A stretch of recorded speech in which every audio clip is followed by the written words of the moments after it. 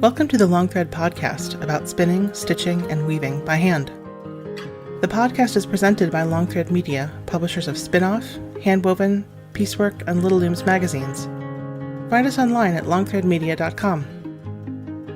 Trinway Silks is where weavers, spinners, knitters, and stitchers find the silk they love.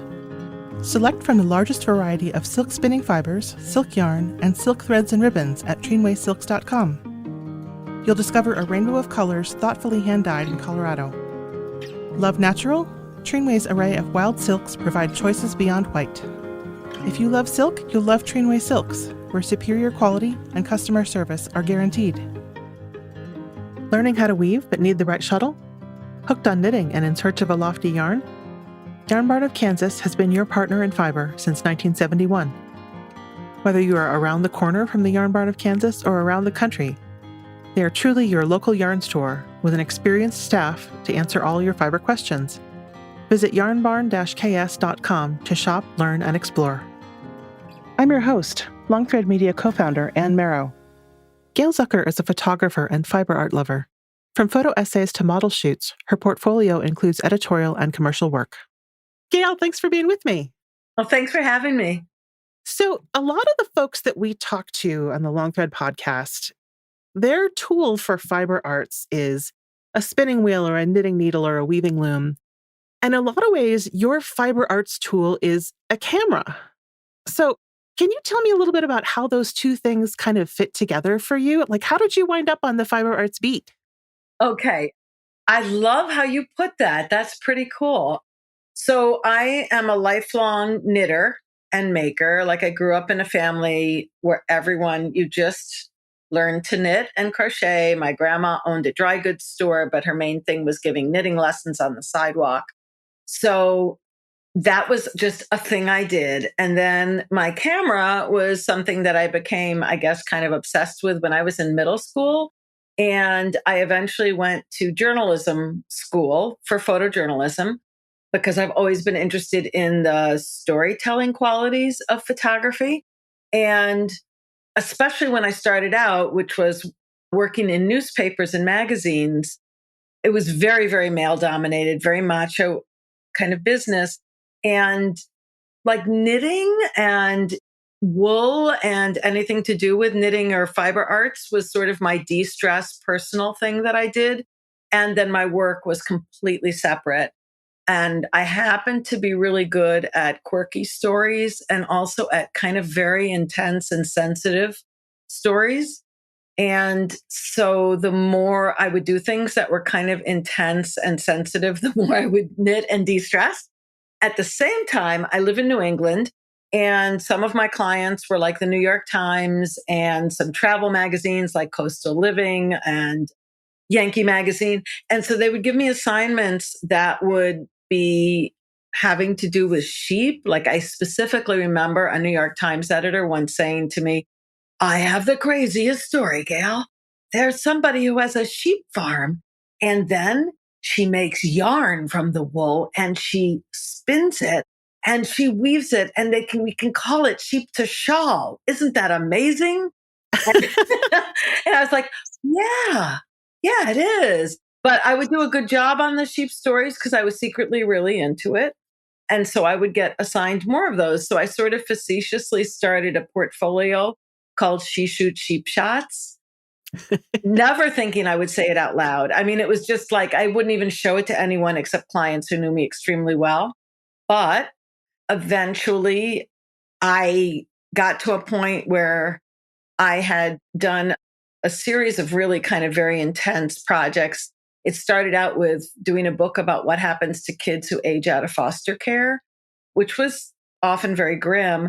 And then that led to a bunch of projects funded by nonprofits about youth in the justice system. And it got pretty depressing. And I was knitting to like make myself feel better.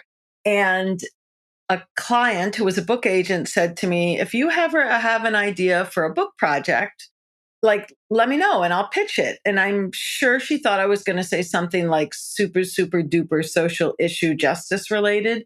And I just blurted out, "I want to do a book about visiting sheep farms across the country, and people care about where their yarn comes from. And I'd like to show what it's like to raise animals to make fiber. And there could even be a knitting pattern at the end of each chapter. And it turned out my timing was really excellent. So this was around 2006 when knitting blogs were huge online, which I kind of knew. I had started one called She Shoots Sheep Shots. So I was already sort of integrating my. It's still making me laugh. I know. Really, it's a cautionary tale about maybe just name your blog after your own name, not something cute. And anyways, it was just one of those perfect storm times. So we got this beautiful contract from Clarkson Potter, which was part of Random House, to do a coffee table book called Sheer Spirit, which I did with a fabulous writer, Joan Tapper.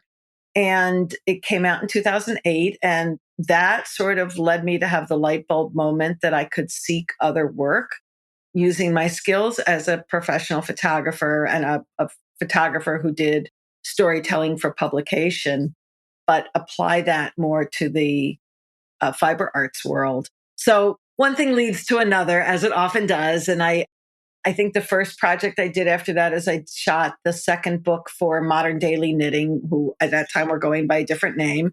And then I did another book for Random House. And then I just started working with yarn companies and designers and yarn, anything fiber arts and textile and yarn adjacent, and sheep farms. So you have gotten to see behind the scenes of all kinds of fiber and yarn businesses kind of around the country and sort of present that to people. Yes. What do you think people find most surprising that you get to see, that you sort of bring out? What do you think people would find most surprising that you see? Oh, wow. Okay. So first of all, you totally hit the nail on the head about why I absolutely love my job, because I've always been the person who likes to see behind the scenes and what's going on. I mean, it sounds silly, but one of the things is a huge amount of people, I think, romanticize what life is like being somebody who raises sheep or goats or alpaca or any kind of fiber animal. And I think there's a lovely fantasy of like you have the pastoral scene of the sheep and they're on the hillside and you're sitting on your porch sipping a lovely lemonade and you're knitting while you gaze out at your flock. And it's such hard work. It's so, so, so much work. And any kind of farming is so much work and so much risk and requires a tremendous amount of knowledge and skill. And then half of these people also like have an artistic side of designing and dyeing yarn. So I guess that's sort of surprising. I'm trying to think of what else. I don't know. I mean, I learn all kinds of little tricky secrets about things like when I've had to photograph sweaters where the two arms don't match at all. So we have to hide one arm or something like that. But that's like stuff happens. It's not a dirty secret or anything.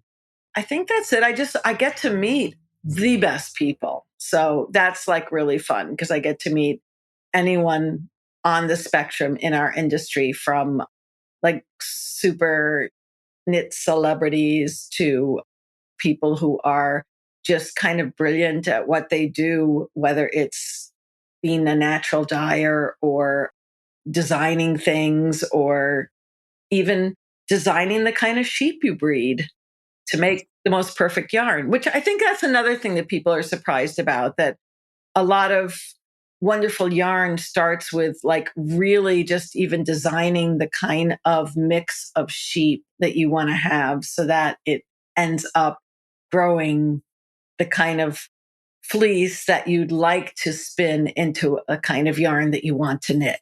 So it's a whole long chain. I mean, I think probably our listeners have a good understanding that, yarn doesn't just materialize on the yarn store shelves, but what you're seeing is not only the step before, but the 10 steps before that. Yes. I guess one thing that cracks me up is when people say something about like they have a sweater that they're knitting and it gets wet in some way. And it always like very distressed. It always cracks me up because I always say like, what do you think? Like the sheep, like they get wet. Like this grew on the back of an animal that gets wet in the rain. It's okay.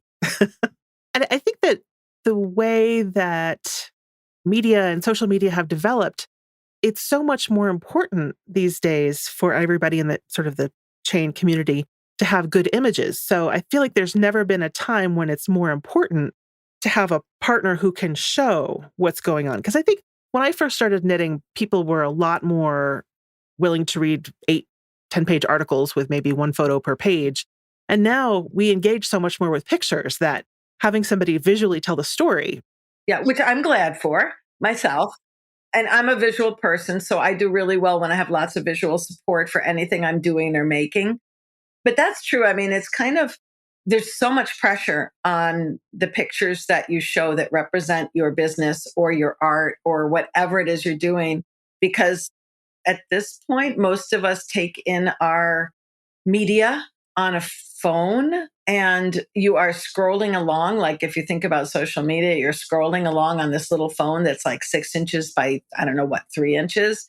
And then you're scrolling and you have that one little millisecond to have an image that's good enough that it stops the person from scrolling. So they tap on it and want to learn, what is this sweater all about? Or what is this yarn all about? It's a tremendous amount of pressure to have good imagery.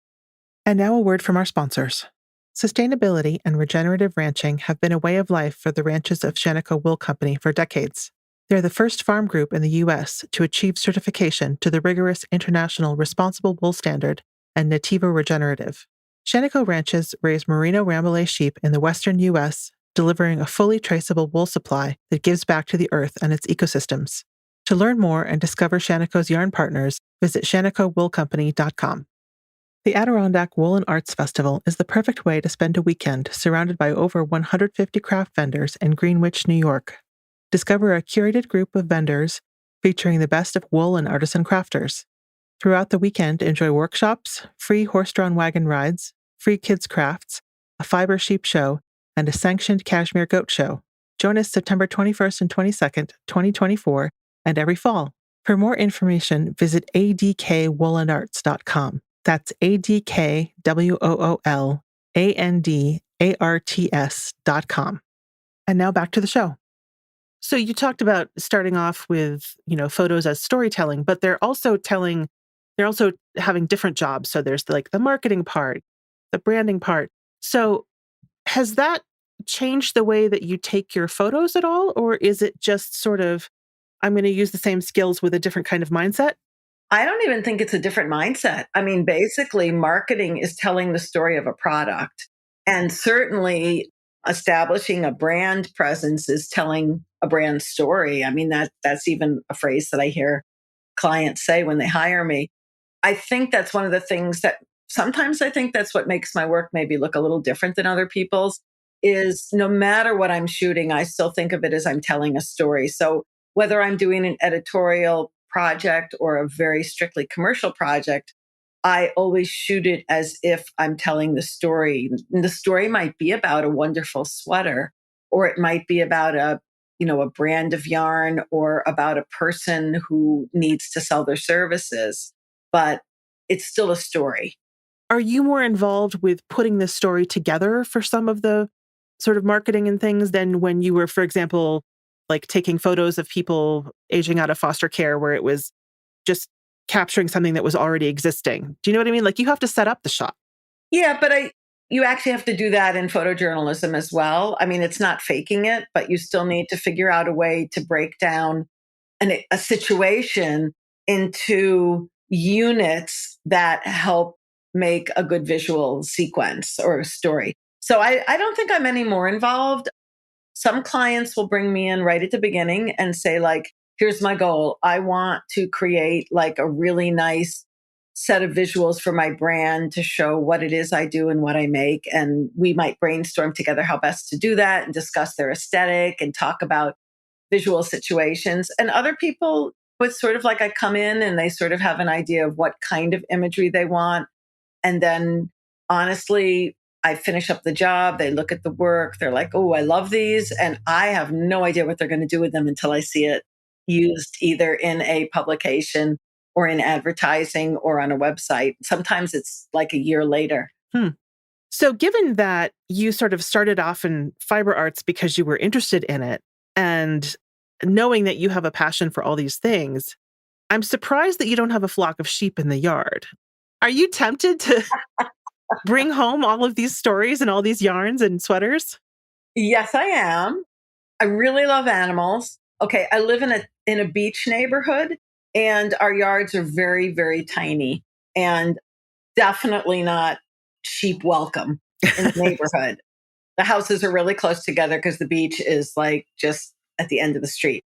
I had a big fantasy for many years that I could just get a few of those baby Southdown sheep Mhm. because they look like little sheep dogs. They're small, and maybe I could like fool my neighbors into thinking that they were a special breed of dog, but I haven't followed through on it. I love goats. I mean, I would love to have just a few goats, but Trouble, I don't think it's going to happen. trouble. Obviously, the kind of skill that you have developed over the years is not something that can be easily distilled. But given that a lot of people are walking around with cameras and trying to get good shots, like, Mhm. are there easy things you can think of that would help people do a better job? Oh, yeah. Now, first of all, a lot of people kind of apologetically say to me, like, oh, I don't use a camera, I use my phone. Like, number one, your phone is fabulous. Don't even think twice about it because any phone that's fairly recent, like within the last 5 years, has a really, really good lenses, probably better than your DSLR you bought 10 years ago. So, number one, use your phone. Don't unless you really love working with dedicated camera equipment, no need to apologize. Never use a flash. Most phones and certainly cameras have automatic adjustments for light levels. So you don't really need a flash. And the main thing is that this whole secret to making anything that's made from wool or yarn look good is to show texture because in the end, that's what we're all about. Like we really want to see you want to try to create a vision of what it feels like. And that's by showing texture. So a side light is your best friend. You don't want to have a light that's coming directly right at the fiber because that creates lots of tiny little shadows. So you want sort of a light source that's off to the side. And the very best thing is really open shade. Mhm. Like a gray, cloudy day is your best day to shoot fiber easily. And the easiest other thing to do is to just get out of the direct sun, either inside where there's maybe a window, it's bright outside, but it's not coming directly into your house onto your fiber. And then have something white as a reflector on the other side of the piece. And it's a really simple solution that is 100% effective every single time. And then I guess the other thing is, I always tell people to get their knits and weavings and pieces off the ground or off of the wall. Mhm. Because the other thing we do is we're really interested in the fabric of it Mhm. and how it drapes. And that's like the other characteristic besides texture. So by having something off the wall or off the ground, so it allows both the light and air to go around it, you get a better image. I think that there is such a skill in knowing when you take a picture what it's going to look like. And that seems like a totally obvious thing. You're sitting there looking at the camera, but I can't tell you how many times either I've taken the picture or somebody else has taken the picture. And then I look at it later and it's not what I thought it was going to look like. Uh-huh. So being able to look through the lens and say, this is actually what it's going to look like. This is the moment I want. Well, it's really funny because when you think about it, like a photographer's job is translating a 3D world into the 2D. Hmm. Like you're basically figuring out a way to make something that's dimensional look and tell a story flat. Hmm. So there definitely is some kind of difference that happens. And I think it's like there's all these theories about multiple intelligences and the ways that you perceive the world and which senses are your leading senses and the way you interpret things. And I know that there's people I work with who have an utter disability to be able to get that, like, when I take a picture of this, it's not going to look like that. And sometimes it's that one of the things that throws people is our eyes and our brains allow us to think that loads of stuff is in focus. Like if I'm looking at you, there's like a part of my brain that makes me think that not only are you perfectly in focus, but every single thing on the wall behind you is in total focus and that I can see it all. But when you try to use the law of physics and in actuality, like you can't have every single thing in focus Hmm. with a lot of depth. So there's those kind of things that I think like it's a way of thinking or seeing that just it's the way I mean, speaking for me, like it's definitely the way I take in the world. Like I kind of see the way light hits things and affects color. And I'm super, super, super picky about color in a way that maybe like a chef is super, super, super picky about flavor. Hmm. And certainly a musician is super, super picky about sound and tone. Right. Working with video is a little bit like that as well, in that you see this thing and it's totally in focus and you get it down to the individual frames and there's 24 or 27 per second and not a single one is in focus. Yeah, exactly. Yeah. Exactly. Yeah. They all have some sort of blur. Yeah. So, is there a particular job that you find really exciting and fun to do now? Like, do you really like the ones that have muddy boots, or do you really like the ones that have a team assembled to get every detail right? Like, what's the most fun?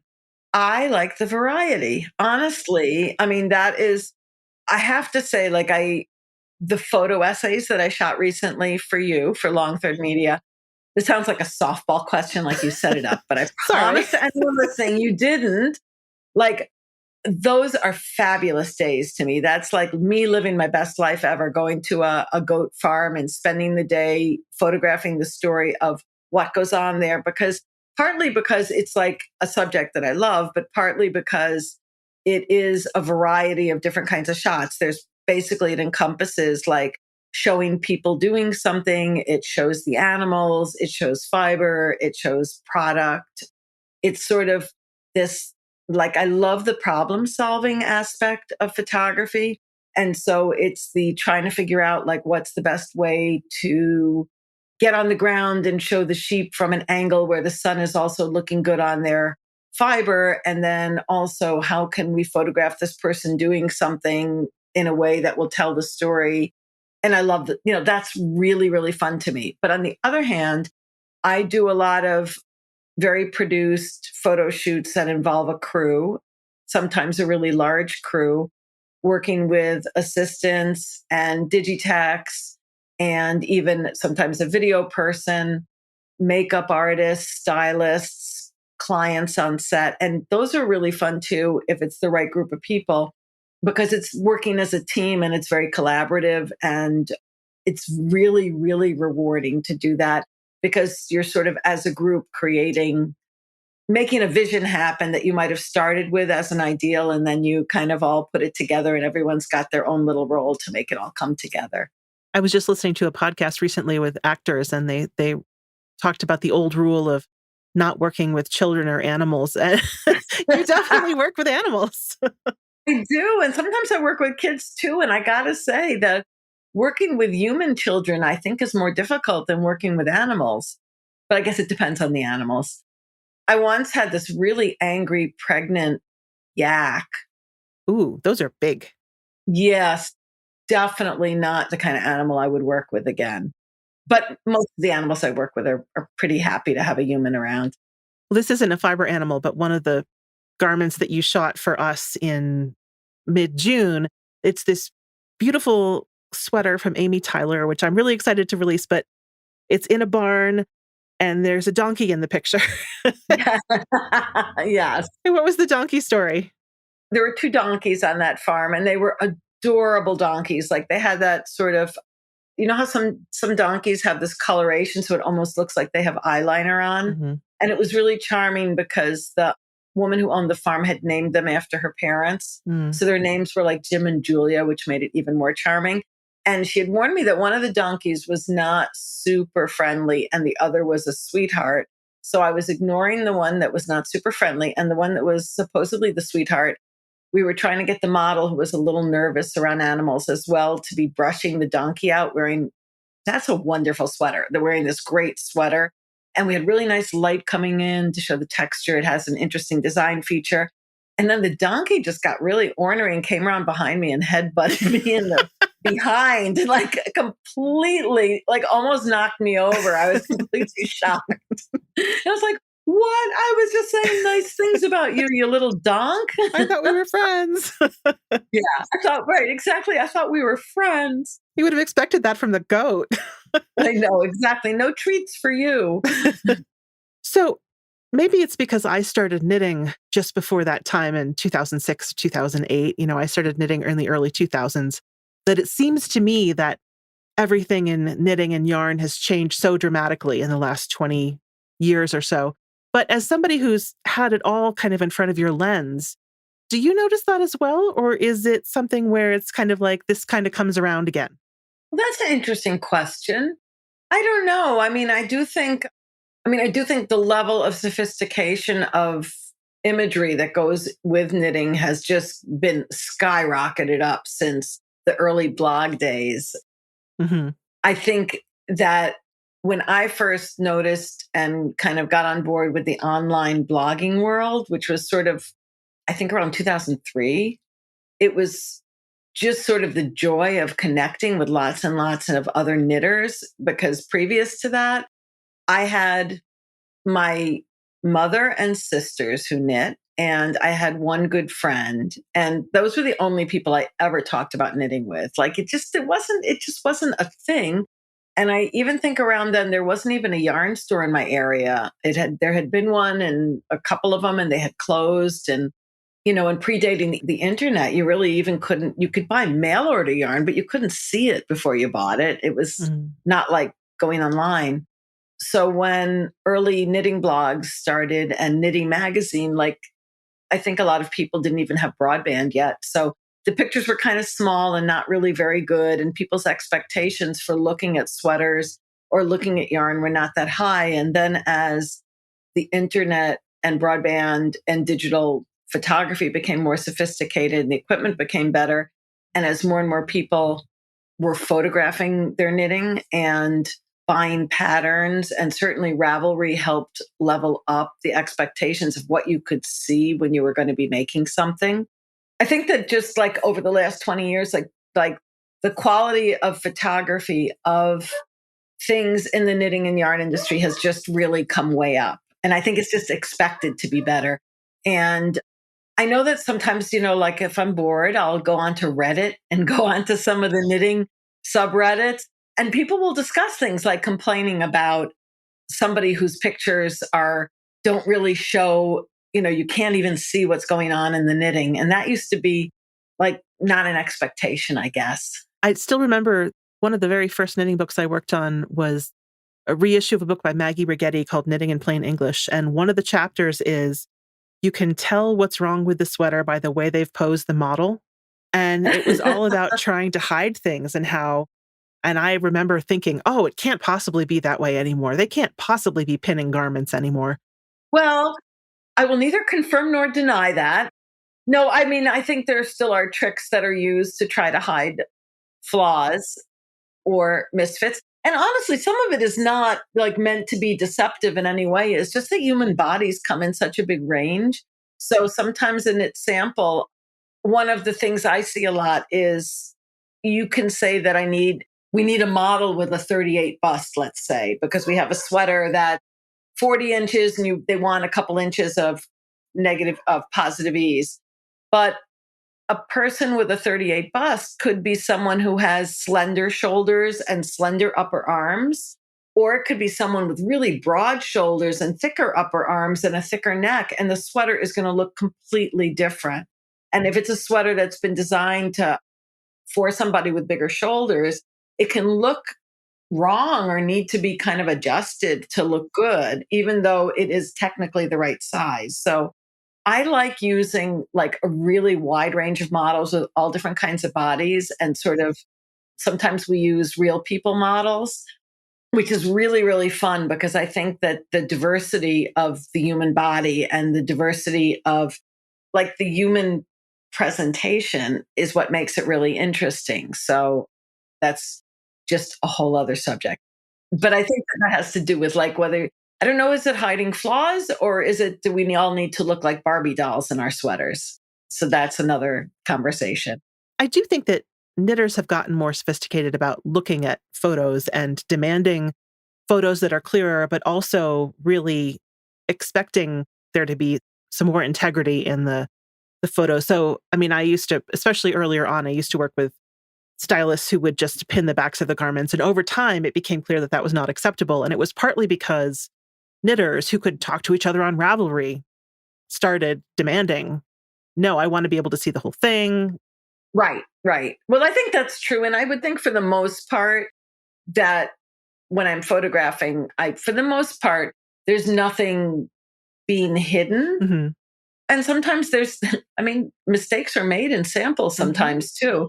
So sometimes you might have to have somebody, hold their arm a certain way to make the sleeve look more flattering, let's say, Right. Which isn't to say that it's trying to fool anybody about the design at all. And it's kind of silly to release a pattern and then try to make it look completely different than what it is as well, because, maker's going to make and they're going to see it. I remember working on a pattern once where the technical crew just felt really sure that this scaling, that the pattern grading was not, the sample looked great, but the grading wasn't going to work. So we didn't take any pictures of the back and we just pretended the back was plain because the sample of the back was gorgeous and detailed and nobody was going to be able to make it look right. So no. It was actually the opposite of, it was like, we're going to lie and pretend it was very simple. Right, exactly. Like we don't want to do that. But that actually, one of the things that I always do, and clients don't always use them, is when we photograph something, for instance, a shawl. I always thought I should have a separate division that's called she shoot shawl shots because they're kind of the hardest thing to shoot in a lot of ways. Yes.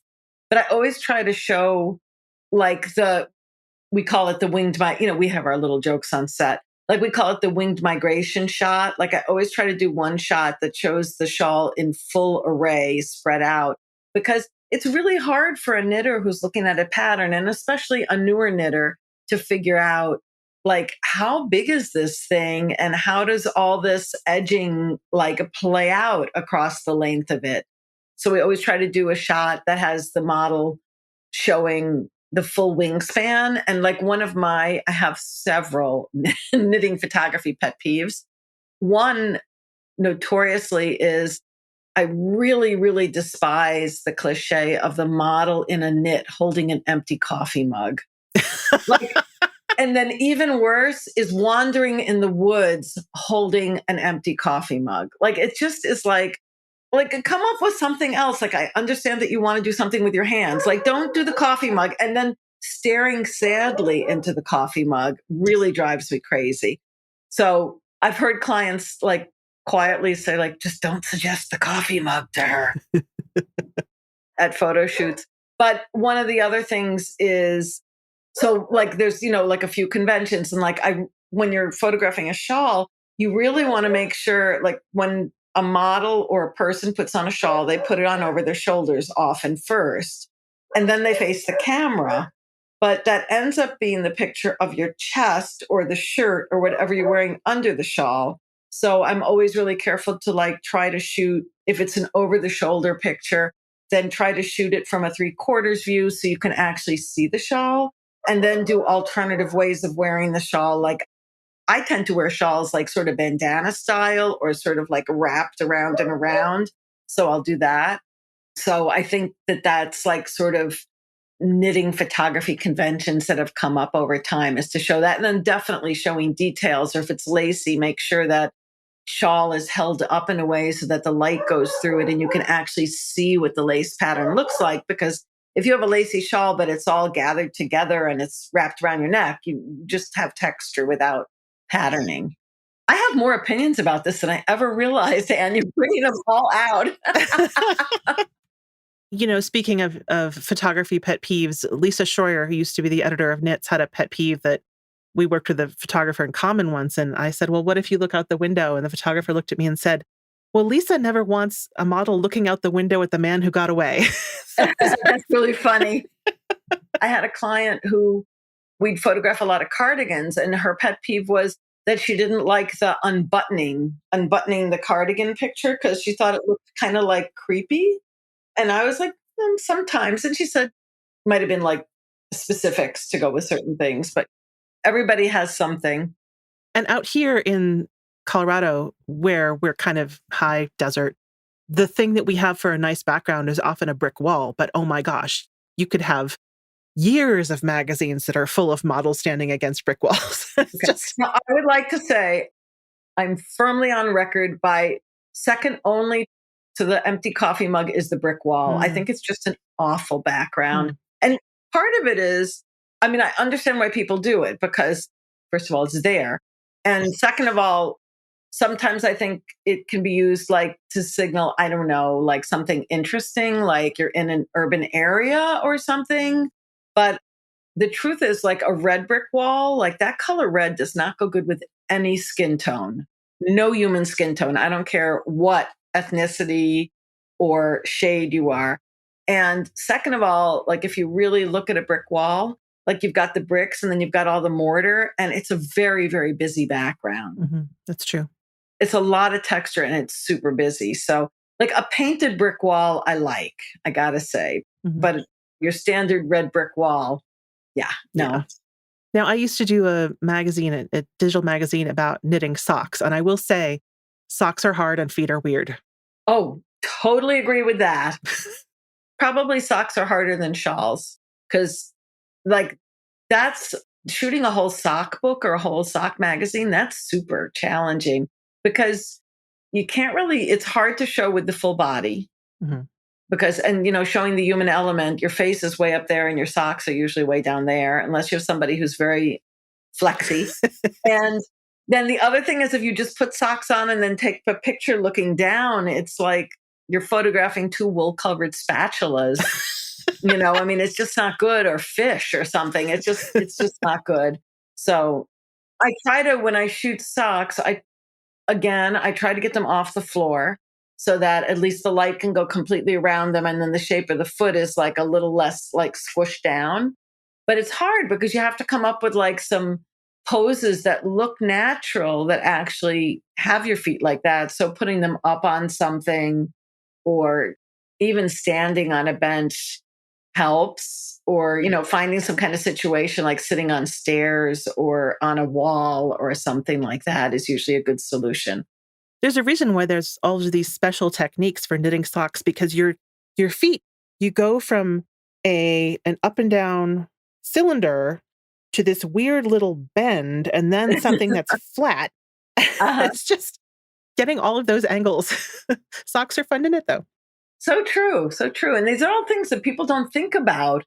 What's really funny, I have some colleagues who are other commercial photographers, and we get together sometimes and we show each other work that we're doing. And they're often like really fascinated by some of the challenges that I have in showing knitwear for knitters, because some of the details that we need to show in pictures, but also make it look natural. Like, how is a shoulder set in? Like, knitters want to see, as a knitter, I want to know how that shoulder of that sweater is constructed, but I want to take a picture that isn't just like a technical document of a shoulder. Mhm. I want the model to be sitting in a ways that's really attractive, and that I want to look at the picture anyway. And oh, look, I can also tell that it's a raglan sleeve. So we have our challenges. And one of the things about models is that when you're looking at a model for a knitwear shoot, you really have to extrapolate. There's a lot of people who have, for example, even lingerie photos in their portfolio, or all of these super businessy ones, or different kinds of commercial photography. And you have to look at them and kind of imagine, what are you going to look like as my sister? What are you going to look like looking cozy? Right, exactly. Well, I mean, that is true. I mean, just because someone is a model or has some modeling experience does not mean that they make a good knitwear model. Mhm. And also, the other thing is that essentially there's two, when you're hiring a model, and maybe this is useful information for some of your listeners, there's actually two kinds of modeling, sort of, or modeling portfolios. One is beauty and the other is lifestyle or product. So beauty is really, the picture is about how pretty or gorgeous or interesting the actual model person is. So it's sort of about them as the subject of the picture. Whereas lifestyle or product is about the thing that the model's wearing, but they're sort of looking comfortable and good in it. So it's sort of the difference between, is that a woman who happens to be wearing a sweater, or is that a sweater being worn by an attractive person? Mm-hmm. So when I'm looking to cast models, I'm always looking for the latter. Like I'm looking for someone who can pull off convincing me that they're looking happy wearing whatever it is they're wearing, Yeah. versus just looking great. And I think that there's kind of a corollary for prop styling as well, which is that the stuff that you want in your house, you want because it's nice to look at. But what you want for the background of a photograph is something that you don't look at. I mean, if I don't want to be looking at that really cool bowl, I want to be looking at the yarn or the knitting in front of it. Right. Or it can be really cool looking, but it can't be cooler looking than the knitwear. Like it's really and you really have to kind of look at the scene and reduce it. Like I think I kind of reduce it to two-dimensional in my brain, because sometimes something in the background that might be really innocuous kind of is popping out for no good reason. Mm-hmm. For that. And it's just basically what you're saying. Like, oh no, that's distracting having that back there. Yeah. Yeah. So switching from talking about models to talking about real people, one of the things I know that you've been doing lately is taking pictures of folks in the sort of the yarn industry or who are crafters who need to have their pictures taken. Mm-hmm. And that must be kind of a different experience. Yeah, I think you're talking about, I have sort of a little side to my business where I do sort of narrative headshots of people. So they're headshots, but instead of looking like, a corporate headshot for a badge or for somebody who's aiming to be the CEO, is that they're headshots that have a little bit of a storytelling element to them because of just they look personable and approachable, and maybe they're holding or wearing something that they make. And I've always done that as part of my work, especially going back to my magazine days. And I still have a small corporate clientele that I get hired to do sort of like personable corporate headshots for people. But it is really, really fun to do. And I did a headshot series and headshot sessions at H&H, the trade show for the knitwear and needlework industry. And I'm going to be doing it at Quilt Market in October in Houston for quilt business folks. And it is so much fun because I get to spend this short amount of time with all these creative people. And sort of it boils down to me saying, what do you do? What do you do? How can we show it quickly in a picture? And, is it about that shirt you're wearing? Did you make that dress? Or what did you bring with you that you can hold? Or what do you sell that we can somehow bring in? And it is really interesting. And sometimes it's frustrating because there's people I really want to talk to, but we only have these limited time sessions to do it in. Well, and if I were going to go see a photographer and they were going to say, what are you going to do again? That's kind of weird. That would make me feel really anxious. So sitting down with a photographer who is excited about what I'm excited about would make me feel much more comfortable. Right. Well, that's true. And I do think I never want to make someone who I photograph feel uncomfortable. I mean, I think that that's like a primary responsibility of the photographer, is to make the subject feel comfortable. And that's true whether it's a model or whether it is an animal or whether it is a headshot of you and you're the subject of the picture. Is like, I try to connect to people really fast and make sure they're comfortable. I'm not a very threatening person. I know this is like a podcast with no visuals, but if you could see me, I'm pretty short and I kind of blend in. So I think that people are like really relaxed around me, and I am genuinely interested in all different kinds of subjects and people. So that's always been like the part of the joy in my job, is to be able to connect to all different sorts of situations and makers and people and materials. Yeah. Well, Gale, I am just going to turn a different eye at photography when I see it next. Thank you so much for your time. And I can't wait to see what you do next. Well, my pleasure, Anne. It's so fun to talk to you, and you asked a lot of really good questions. Thanks to our sponsors for supporting the podcast. Thank you for listening to the Long Thread Podcast. If you've enjoyed this episode, please rate the show and leave us a comment on Apple Podcasts or your favorite podcast platform. Thanks again.